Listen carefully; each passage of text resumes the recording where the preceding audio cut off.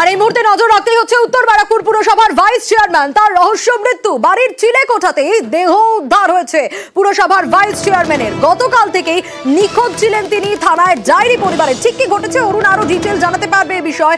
অরুণ, গতকাল থেকে নিখোঁজ ছিলেন তিনি, আর আজ তার দেহ উদ্ধার বাড়ির চিলেকোঠাতেই, কিভাবে?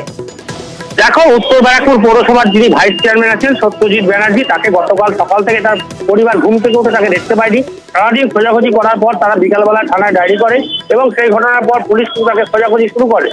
কিন্তু আজকে সকালবেলায় দেখা যায় রহস্যজনকভাবে তার বাড়ির চিলেকোঠার মধ্যে কিন্তু তার ঝুলন্ত দেহ পাওয়া যায়। কি কারণে এই আত্মহত্যা বা এর পিছনে অন্য কোনো কারণ আছে কিনা ঘটনাস্থলে নোয়াপাড়া থানার পুলিশ রয়েছে এবং তদন্ত করে দেখা হচ্ছে যে তাকে কি মেরে আত্মহত্যাই করেছে না তাকে মেরে ঝুলিয়ে দিয়েছে। বিভিন্ন প্রশ্ন কিন্তু বিভিন্ন মহল থেকে আসছে।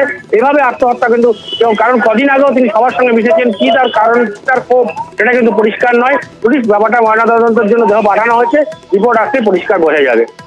বেশ, কাল সকাল 5টা থেকেও কেউ পাওয়া যাচ্ছিল না, এটা আমি শুনেছি বেলা 11টায়। যে বাড়িটা ভাড়া থাকে তার ছাদে ও হ্যাং হয়েছে। পরশুদিন আমার মিটিং ছিল, সিআইসি মিটিং ছিল, 2 ঘন্টা ছিল আমার সঙ্গে। পোস্টমর্টম রিপোর্ট বলবে কি কারণে মৃত্যু। আমার দীর্ঘদিনের কলিগ, আমার প্রায়